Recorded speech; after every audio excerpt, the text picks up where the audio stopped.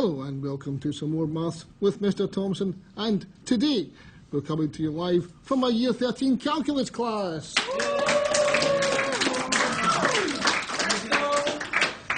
Thank you, a nice spontaneous round of applause there, thank you very much.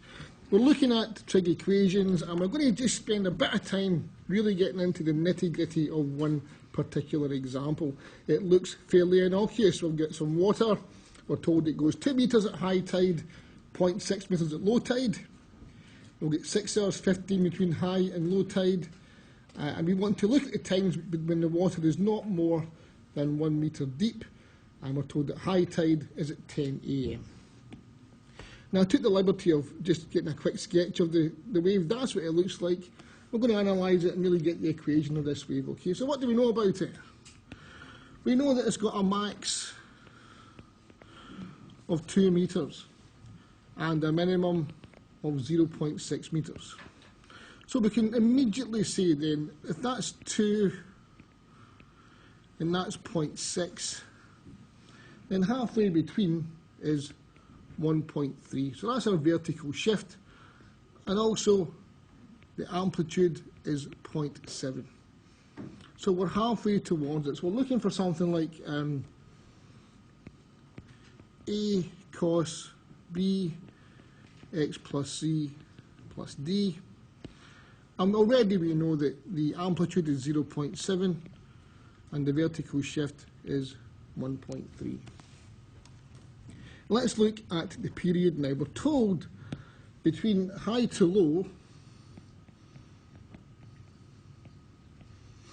is, now, okay, for the purposes of calculations, I'm going to say 6.25 hours, okay? I'm going to convert all my times to decimals, and I'll know at the end that 3.5 means 3.5 hours, 3 hours, 30 minutes, okay? But we'll put it as decimals just now. So high to low is half of a cycle. That's from the high tide to low tide. So the full cycle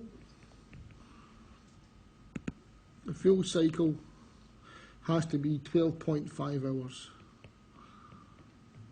So my period is 12.5. And I know that 2 pi over b is going to equal my period of 12.5. So by rearranging that, I get, well, 4 pi over b is 25. So I reckon that b must equal 4 pi over 25. Okay, so I've got my amplitude, I've got my period, I've got my vertical shift. Now we have to look at the left-right horizontal shift, and this is where things get interesting. So I've drawn a quick sketch of the curve here, and I've kind of written in what I think our equation is going to look like. I haven't decided yet what the value C is, and consequently I don't know whether I'm going to be using a cos or a sine graph yet. And here's why. I know that 10 AM is high tide, so I could, if I wanted to, make 10 0, but that just messes with my head. So I'm going to make it 0 midnight and say high tide is 10 to the right. So what that means is I could say I've got a cos graph here which is shifted 10 to the right, and I would have a negative 10 in this little bracket here, right? But it's quite far away from the start of the curve. Maybe it'd be better saying, actually, let's make it a cos shift to the left. And if the period is 12.5 and one high tide is at 10, then this must be negative 2.5, which is what, 9:30 at night? Okay, so I can see it's a cos graph with a minus 2.5 shift, a 2.5 shift to the left, okay? And that's how I'm going to go. But before I go there, I want to just make a quick observation. I could, if I wanted to, actually say, you know what? I want to use a sine graph. I want to say that I'm starting here and I've shifted this much to the right. Well, how much is that? Well, between the top of the curve and the middle of that is 1/4 of a cycle.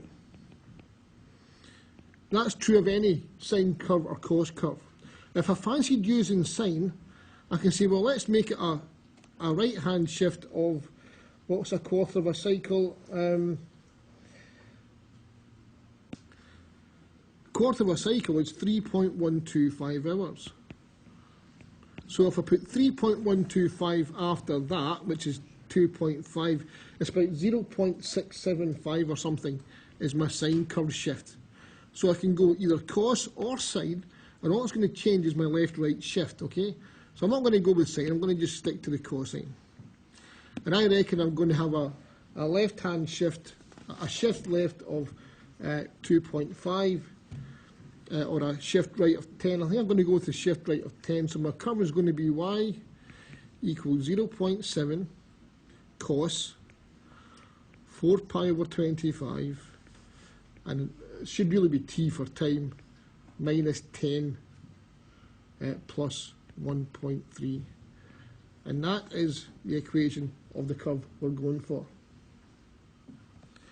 And just for the sake of completeness, the other graphs I could have gone with is a 0.7 cos 4 pi by 25 with a shift of t plus 2.5 plus 1.3. If I wanted to go sine,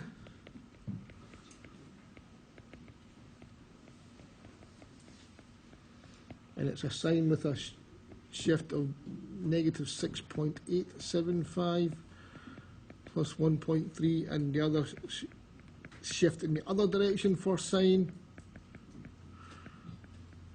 is a t plus 5.625 plus 1.3. Now we want to find when this thing is equal to 1, the 1 meter mark. So let's solve it, and we're going to find the first time it happens. I'm going to stop the video, and I'm going to make it a two-parter, and the second part we'll look at how we roll through the other values.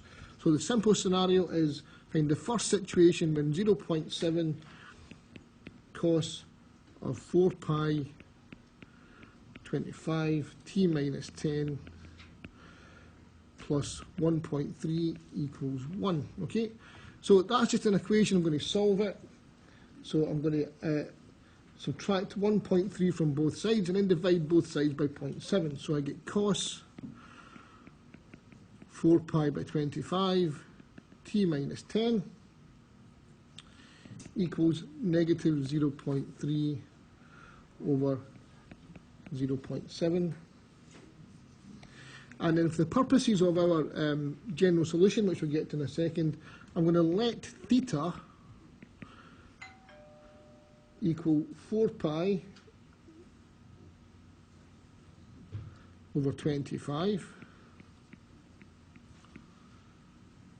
t minus 10, basically letting all of that equal a single angle theta. So therefore I've got the cos of theta is that negative, I should write that's negative 0.4286 is negative 0.4286.